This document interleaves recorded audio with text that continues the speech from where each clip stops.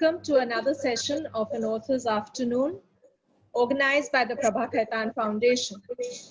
An Author's Afternoon is an initiative by the Foundation to bring literature and the lives of the literature to the patrons. It is a space created by the Foundation where book lovers get to rendezvous with the country's most celebrated English wordsmiths. When everything had to be paused because of the pandemic, the Foundation lost no time to ensure that patrons are not deprived of their passion for music, literature, and culture, and reformatted the sessions to go virtual. Patrons can now tune in to the various sessions from the sanctity of their homes and interact with multifarious personalities. Our guest this afternoon is Karnal Singh. Karnal Singh, a 1984 batch IPS officer and an engineer from the Delhi College of Engineering and the Indian Institute of Technology, IIT Kanpur, has over 34 years of experience in the investigation of corruption, terrorism, money laundering, and criminal cases. In the Delhi Police Special Cell, he spearheaded the investigation of the 2008 Delhi blast cases, which led to the Batla House encounter. He is a recipient of the President's Police Medal for Distinguished Service and the Police Medal for Meritorious Service. In conversation with him today is ISR's woman of Mumbai, Ms. Ketaki Bhatia. So sit back, relax, and enjoy the conversation. Over to both of you. And just before I hand it over to you, this is for all our viewers. We'd like you to send in your postal addresses to the Prabha Khaitan Foundation number, please, so that we can send you a copy of the books. Thank you, and over to both of you. Good evening, Mr. Singh. Thank you for being with us today. Batla House is perhaps one address that India is never likely to forget very easily. Situated in Delhi's Jamia Nagar, it was here 12 years ago that a face-off between the Delhi police and Indian Mujahideen terrorists killed encounter specialist and Delhi Police Inspector Mohan Chand Sharma. Sir, can you begin by telling us a little bit about your book? See, as you rightly said, the book is centered around the Batla House encounter, which is most debated encounter even today. I started the book from 13th September when blasts took place in Delhi, and then gave account of how the investigation proceeded. How could we pinpoint that there is a possibility of terrorists being in 108 L18 Batla House? Then the encounter, the death of one of the most decorated police officer, Mohan Chand Sharma, and what happened thereafter. The rumors mongering, the allegations, the witch hunt against special cell officers. I have also included the excellent work done by the team against anti-terrorism, how dedicated they are, what problems they face at home when they are working. And I have also given in this the journey of Indian Mujahideen, how it was created and why it was created and where all they had operated in the country and how it ended ultimately. So, but what prompted you to write this book almost 12 years after the encounters taking place? Is there something that, that still troubles you about it, or something that, bothers you about how things played out in the aftermath of the encounter? See, I have felt that despite all the information being public domain, despite the National Human Rights Commission's inquiry says that the High Court of Delhi and the Supreme Court accepting the inquiry report of NHRC, it is still being debated. So I wanted to put all the facts in the public domain to the masses. So because everybody doesn't know the intricate details. So I have given that. Secondly, I also wanted to present that what difficulties are faced by the teams, whether it is a special cell team or it is a team of any anti-terrorist cell of any state, or it is National Investigating Agency, what difficulties they face. And then I also wanted to bring out how difficult it is to investigate the terrorist-related cases, And our team has really done an excellent work that has been presented in the book. Truly, sir. So at a time when, media coverage of Bollywood star Sushant Singh Rajput has become a matter of national debate, your book describes in detail how politicization and partisan coverage by the media adversely impacts police investigations sometimes. Can you tell us a little bit about this? See, let me first explain the differences between the police and media in presenting the facts and evidences. The police, after investigation, present facts and evidences before the courts. The court does the trial where the opposite party has a right to present its views. So it is not that the court is listening on the one side, court is listening on both the sides. Now, as far as media is concerned, media collects information, intelligence, and evidences, whatever they get, they present before the public, who do not have opportunity to listen to the other side. So whatever perception is created by the media becomes the reality for the people. And therefore, in my opinion, media has far greater responsibility towards the public than even the investigating agencies, because the other side doesn't have opportunity to talk. So what happens is the media, being a fourth pillar of the democracy, it takes the role of making people knowledgeable about every event. There are possibilities that all the informations are not coming to them from the investigating agency.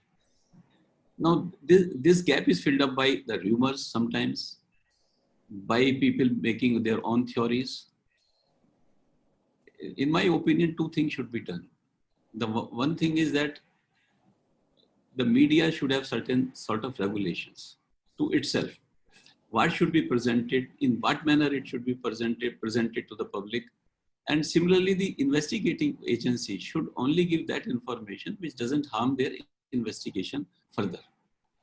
Unless we have self-control, we may be presenting wrong facts, wrong evidences before the public.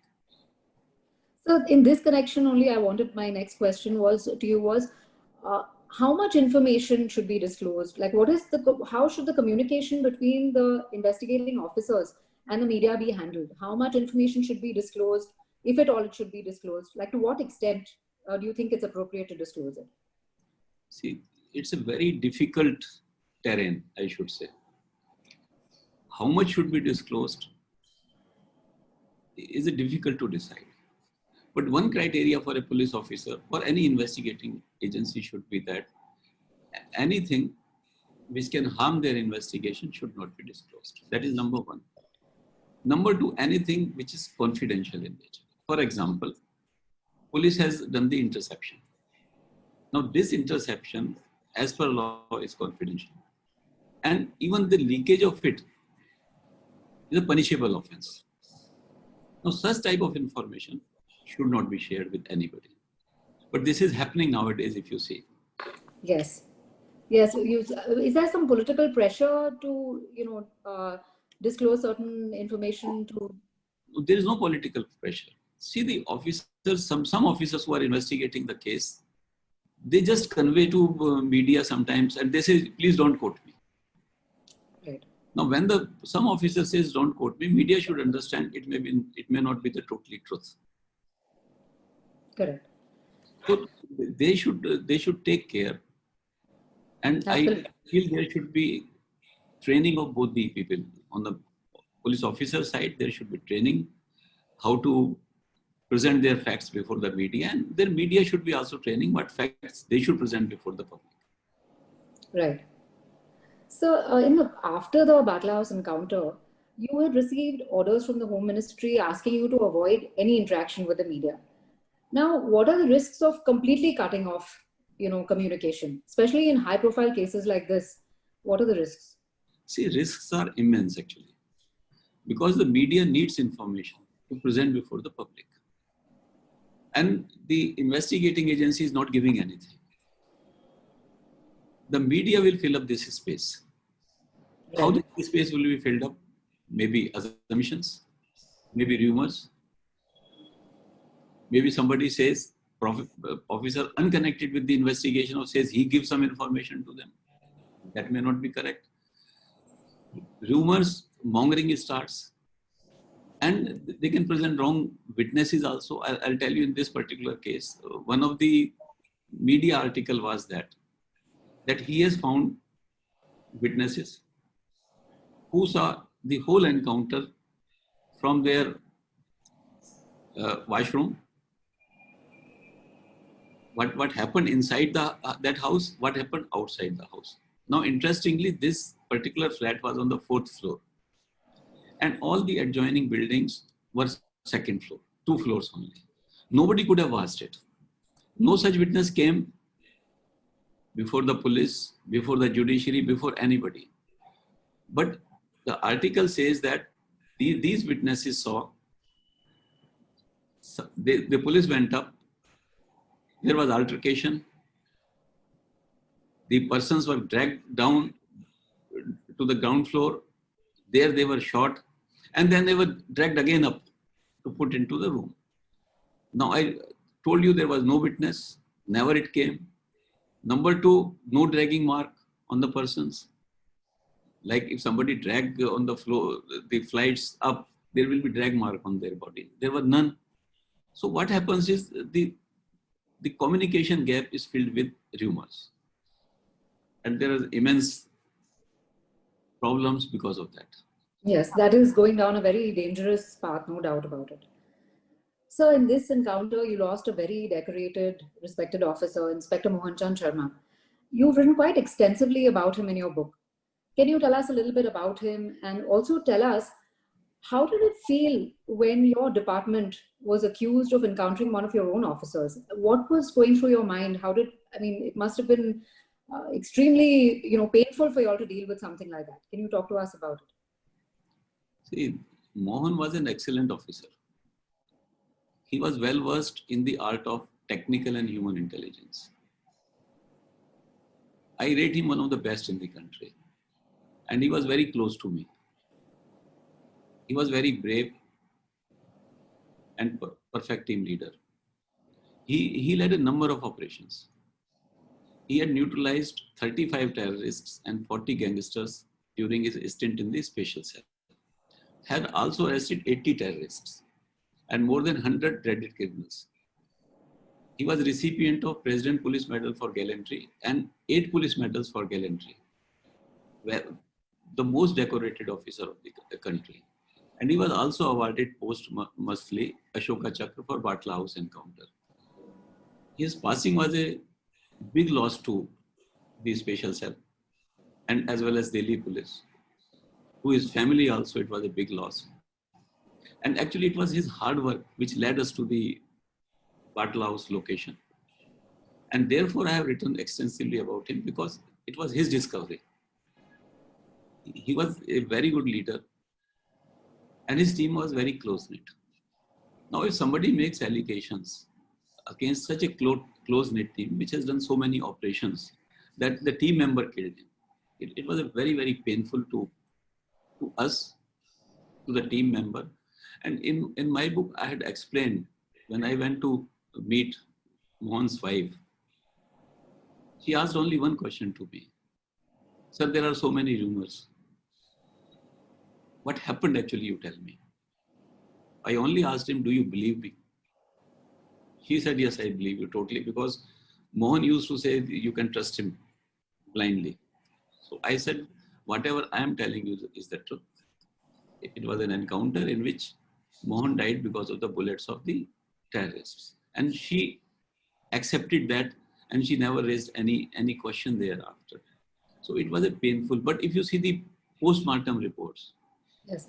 See, Mohan's post-mortem report indicates that he got 2 bullet injuries from the front, while allegations were that he got bullet injuries from the backside, 3 bullet injuries, and from less than 1 centimeter range. While post-mortem report says it was more than 1 feet range. So post-mortem reports clearly denied what they were saying. Second allegation was made that the terrorists who died there, they did not fire. So there is a test known as dermal nitrate test, because when somebody fires, the gunpowder residue are stick to the person's hands. So the doctor who was conducting postmortem report of terrorists at All India Institute of Medical Sciences, he took the hand wash of these people, which was sent to the Central Forensic Science Laboratory, and report came that yes, they had the gunpowder residue, which indicated they fired. So the evidences were there to indicate that it was a genuine encounter, and all these things have been explained in detail by the NHRC in its inquiry. So your book also actually has broken it down, the analysis of this very beautifully. I've read through it, and it was a very sort of minute description of, a step-by-step description of how you countered those allegations. So now you've investigated so many terrorist attacks over the years. You've neutralized so many terrorist cells in the process. How do you typically start investigating a terrorist attack? When you hear of an attack happening, where do you begin? See, there are two types of situations could be. One is the attack is still going on. For example, 26/11, where the terrorist attack was for a longer period.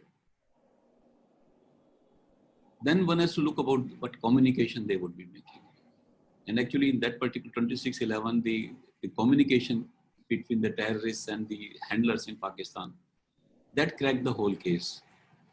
Yes. Now, the other incident is where there is a bomb blasts in Delhi on 13th September.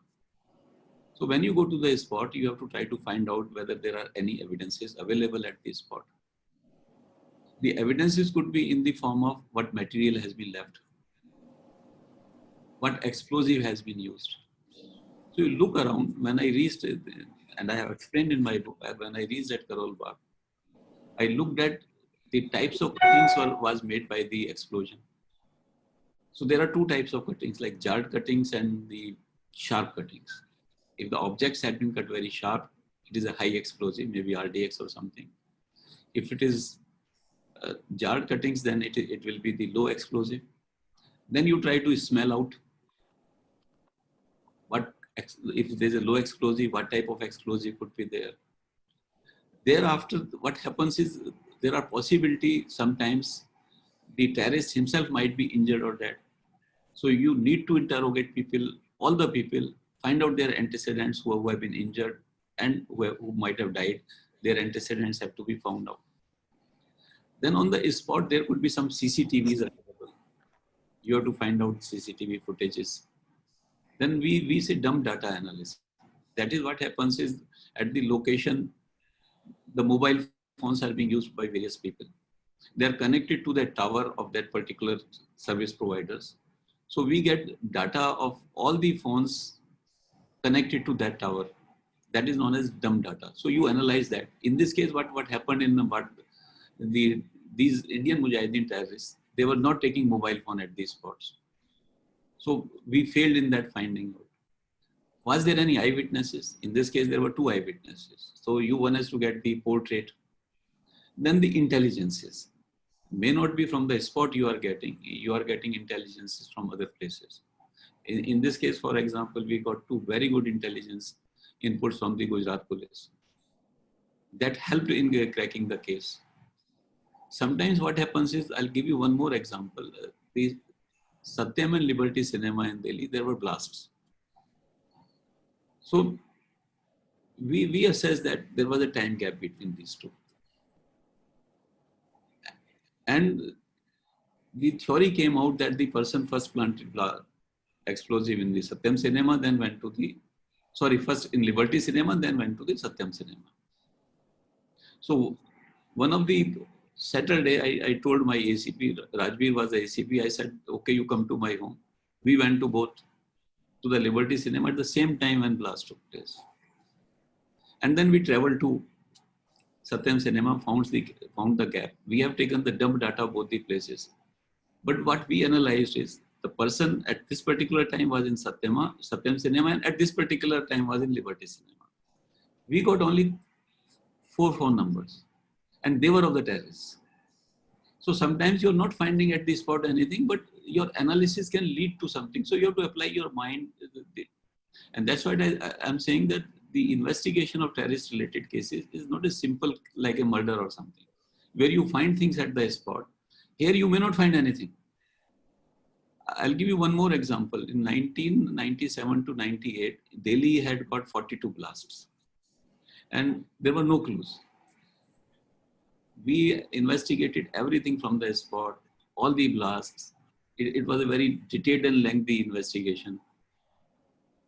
But then we decided, let's find out if this person is a terrorist and he's connected to somewhere in Pakistan, he may be informing them. So we collected the call from Delhi to Pakistan on all these days when blasts took place. Analyze that. We got initially 62 phones. After eliminating some of the phones for of the Hawala operators, we got 13 phones. We put them on observations, and one phone was the person who was handling from Pakistan, and this led to cracking of the case. So sometimes you find the evidence is not at this spot. Sometimes you find evidences at this spot.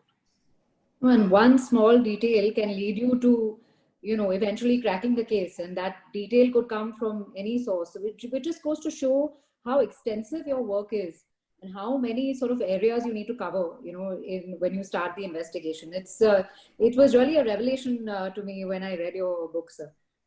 Sir, you've talked about need for stricter reforms to counter terrorism. So what are your views on, the UAPA, TADA, POTA, which according to you has been the most effective? See, if we see, we had basically Indian Penal Code, IPC, which say. And for handling the terrorism, there is one section, 121A, that is waging war against the state. Then for use of explosive, you have Explosive Substance Act. For use of firearms, you have Arms Act. But they are not sufficient.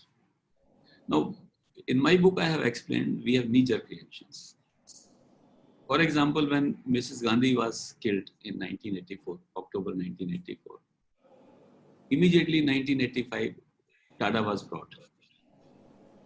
But there were certain allegations for the use of TADA by certain people. Because of that, in 1995, it was allowed to lapse. Then we have attack on parliament.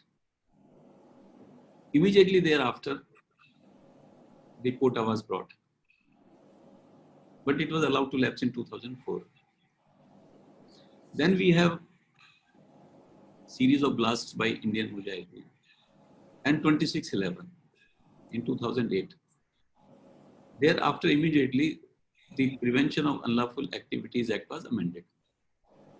Now, what are the basic things required? One is, if somebody is member of terror organizations, he should be brought to book. So IPC doesn't have that provision. But Prevention of Unlawful Activity Act has that provision. Similarly, terror financing and usage of terror funds. That has been brought into the UAPA after amendment. Declaring individual as a terrorist, which has been last year, UAPA was amended to bring this. Then we still do not have a provision of undercover agents. Suppose we want to infiltrate in any terror organization. Then that officer who is penetrating into that organization, he is not protected by any law. And if he is caught by any other organization, then it will be difficult to protect. We have D.K. Basu guidelines of Supreme Court. Excellent guidelines when we are dealing with criminals. These guidelines basically protect anybody from irregularities done by the police. These guidelines also says that if somebody is arrested, immediately somebody known to him must be informed. Now, if you catch a terrorist and you inform somebody, what will happen? His associates will vanish. They may vanish to Pakistan, they may vanish to some other country. You will never be able to catch them. So you lose possibility of catching these people. So there some sort of amendments are still required in that. Then in the CRPC, there is a provision that if somebody is arrested, he is taken for interrogation by the police or any other agency which is arrested. Now, these interrogation, which we say in the common parlance, police remand, this cannot be beyond first 15 days of his arrest. That is, if he is arrested on 1st of October, then beyond 15th of October, he will not be given on police remand. He will go to the jail or he will get the bail. Now, in the case of terrorists, it is not possible you catch somebody within 15 days. If his associate is caught after 6 months, and you want to cross them, that he's saying this, you are saying this, you cannot do it. So NIA Act has brought out this provision, which is known as a piecemeal remand. And that is only for NIA. When the terrorist-related cases is being investigated by the local police, they cannot take piecemeal remand. They have to take remand only on the first 15 days. And there is a handicap for that. So we still require, though a lot of amendments have been made, but some amendments are still required in the acts to deal with the terrorism very effectively. So, when a police encounter takes place, we've typically seen that there is almost always speculation on whether that encounter is genuine or not. And for obvious reasons, police can't release major details about the investigation, or sort of very important leads it can't disclose. So now this silence, or rather, like you said, the need to maintain confidentiality about certain aspects of it, this invariably becomes attributable to some ulterior motives or vested interests.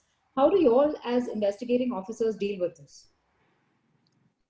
See, this perception which is created, if you see many movies, they try to project the encounters at non-genuine.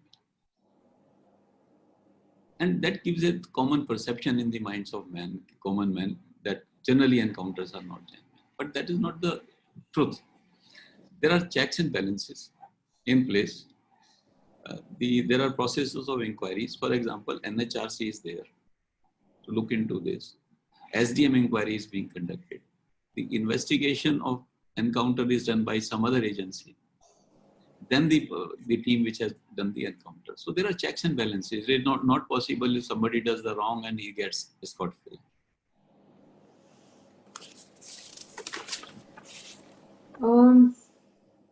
So what would you say, the Batla House encounter was mired in so much controversy. What would you say was the one thing about this, about the aftermath of the encounter that bothered you the most? And eventually, I'm sure, led you to write this book.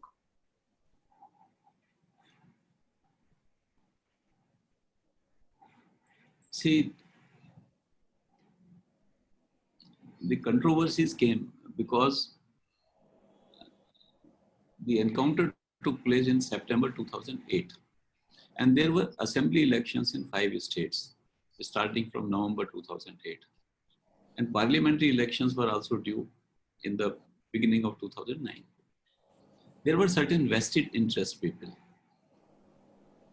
who believe in vote bank politics. They started speaking against it. And thereafter, media also took up that. And that's a problem. We have to ensure that there is a national policy on terrorism. Nobody should be allowed to speak without evidences. See, these people who spoke, they had no evidences. Still they were saying. There should be actually law also that if you make allegations on somebody is taking on terrorism and you make allegations without any evidence, if you have some evidence, you come forward. Give it to the agencies. Give it to the course of those evidences. And then the law will take its course. If the police has done anything wrong, they would suffer for it. But without evidences, you create public perception. In my opinion, that is not right. And For that purpose, I have written in my book, there is a need to have national policy on terrorism. So what you're saying is there should be like a proper process of inquiry which follows any kind of terrorist encounter. There should be some proper process which follows that. See, there is already a process. Now, let me explain you process. The process is, number one is investigation of encounter is done by an agency which was not involved in encounter. For example, in this particular case, in Batla House case, the encounter took place with the special cell. Investigation of that case was done by the crime branch. Crime branch, after conducting the inquiry, submitted it to the court. Now, court is a judicial magistrate. So there is a judicial scrutiny of all the evidences before the court. That is number one. Number two is, as per NHRC guidelines, SDM has to conduct an inquiry. Number three, NHRC itself can conduct an inquiry, and in this particular case, NHRC conducted the inquiry. Then the people can go to the courts, which can also examine High Court or Supreme Court. My take would be that means you, the investigating officer who has found out something about terrorists, he is supposed to pursue other terrorists involved in that. But he has to respond to so many inquiries. My take is that there should be only one all-encompassing inquiry. The government come out with one committee and says every encounter relating to terrorism would be inquired into by this committee. And if this committee says it is a wrong encounter, take action, register a case, do whatever. If it says it is right encounter, then nobody should make comments on that. That would be my take on that. Sir, you have been the head of the Delhi Police Special Cell, where you've investigated terrorist attacks, and subsequently you were the director of the Enforcement Directorate, where you've investigated several high-profile financial crimes.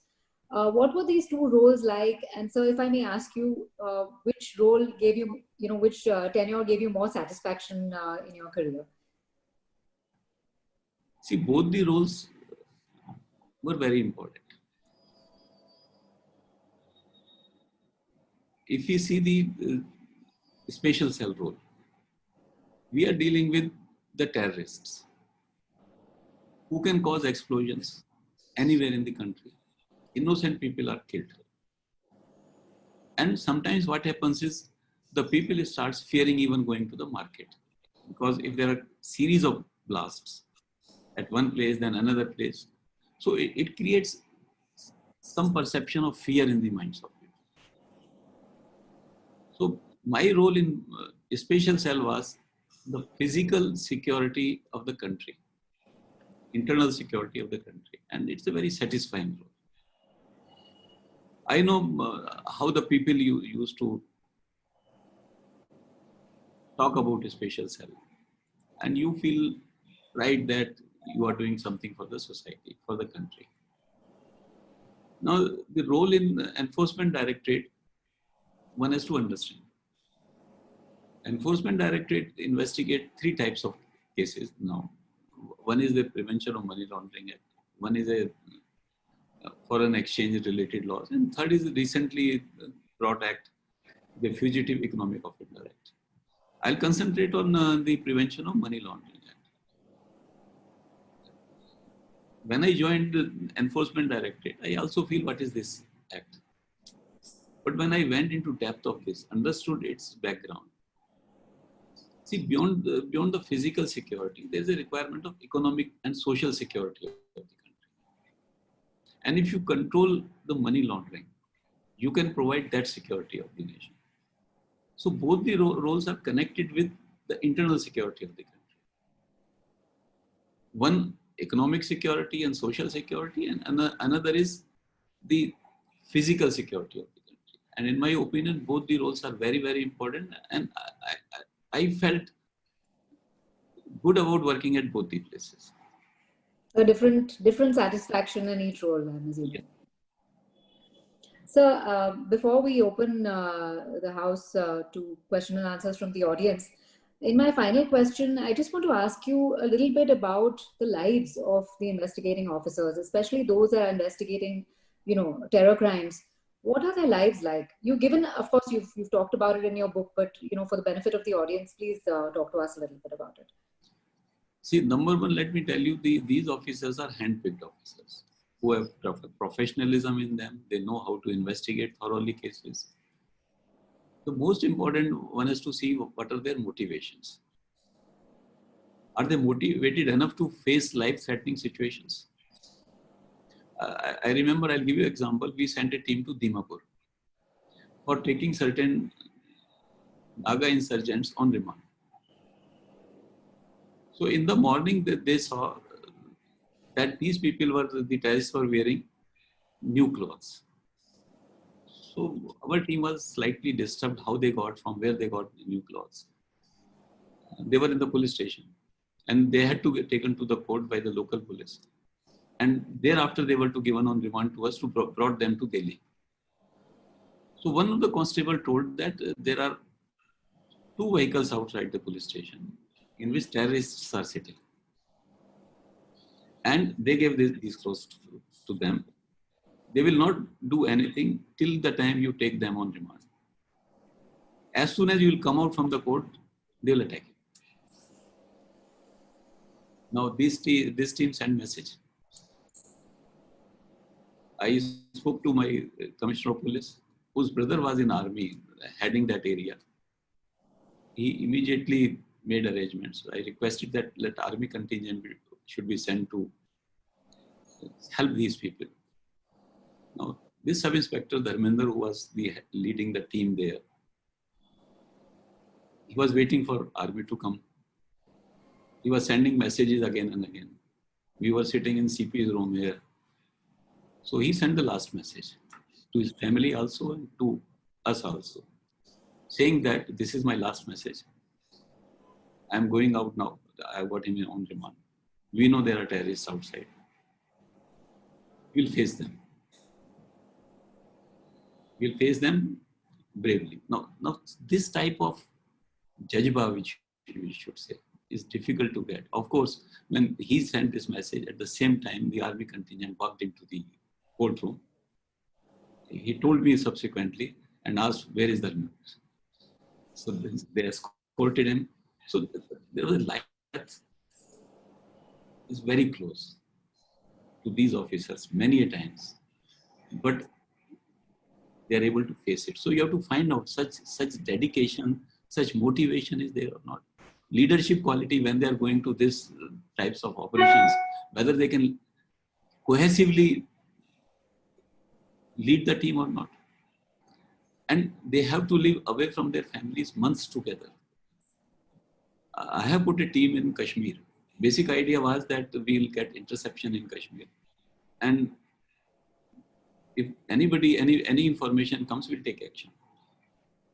No, for 3 months, 4 months, these people were there, not even talking to their families. So I feel they face very, very tough life.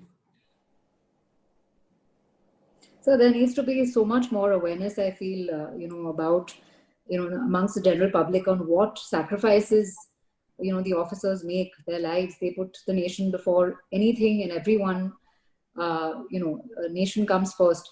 And this you have very beautifully brought out in your book, sir. So I think that there needs to be a lot more awareness. There needs to be a lot more sort of, an insight into their lives, like the way you have done.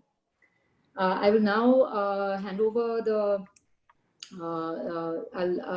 Aisha, can you take over for the Q&A, please?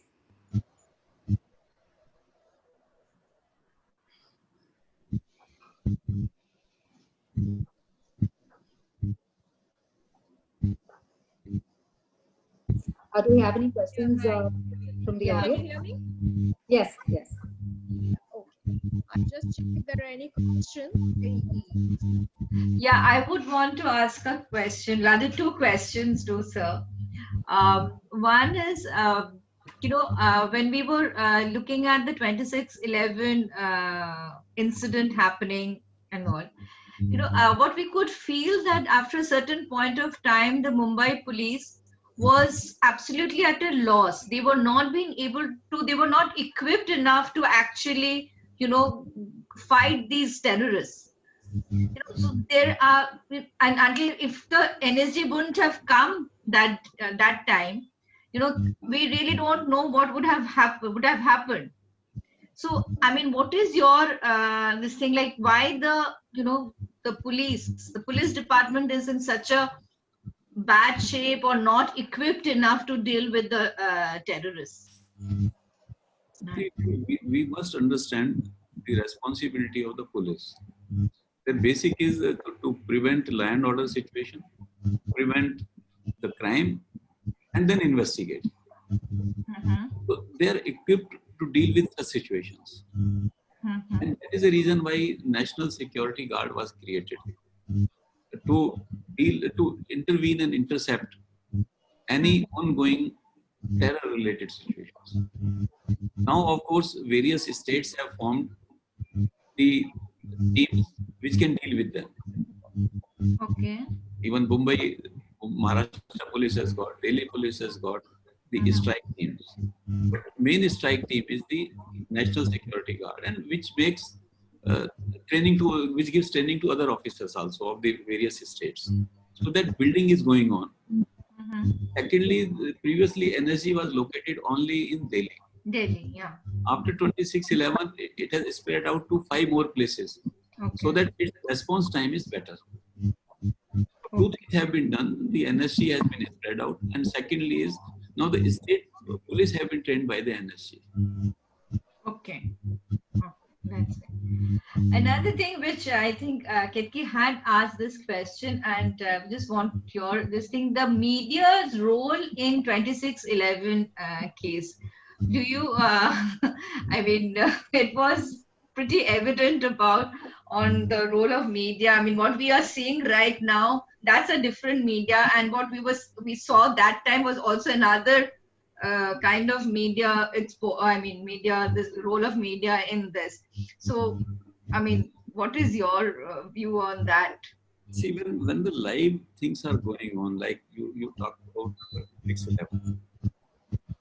So whatever media was presented was being seen by the handlers in Pakistan.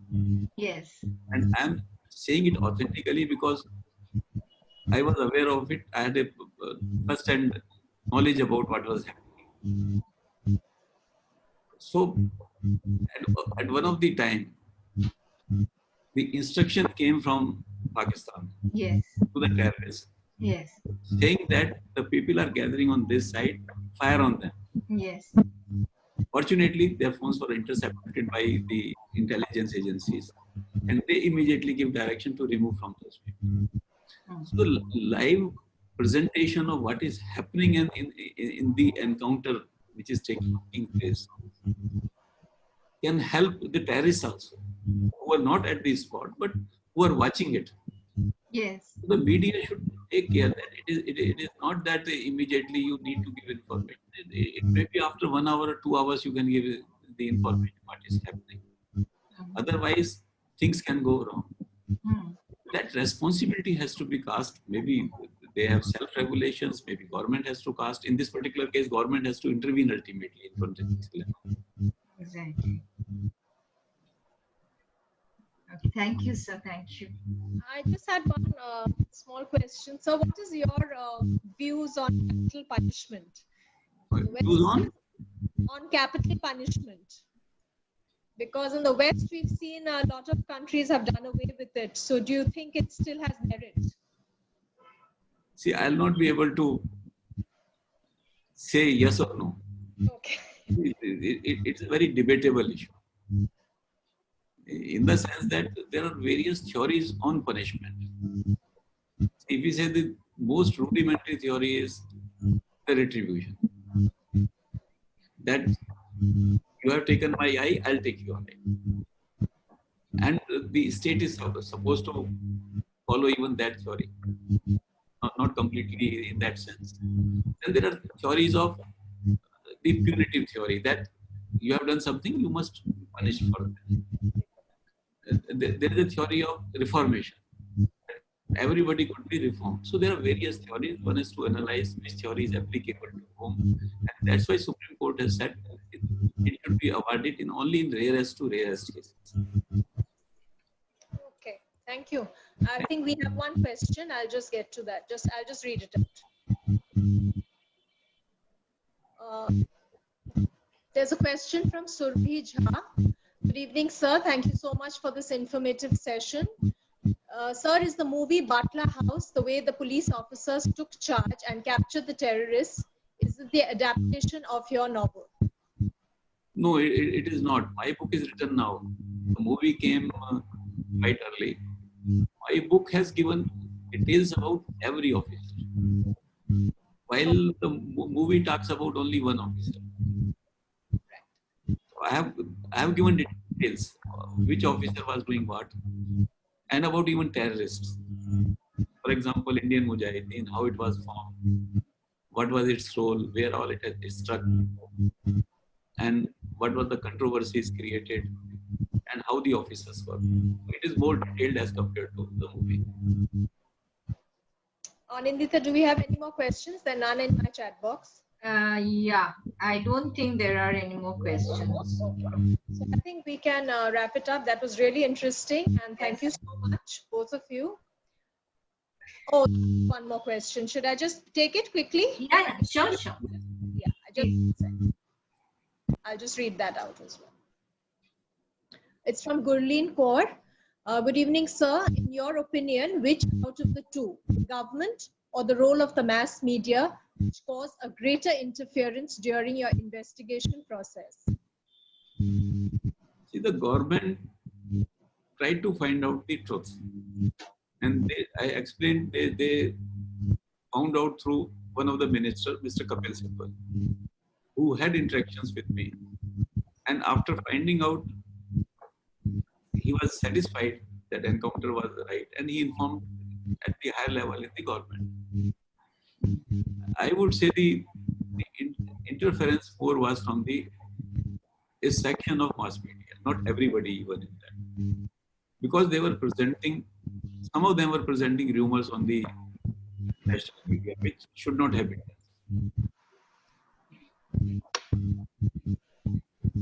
Okay, are there any more questions on Nindita? I can't see any more. No, I also can't see any more. Okay, I'll just go back to this.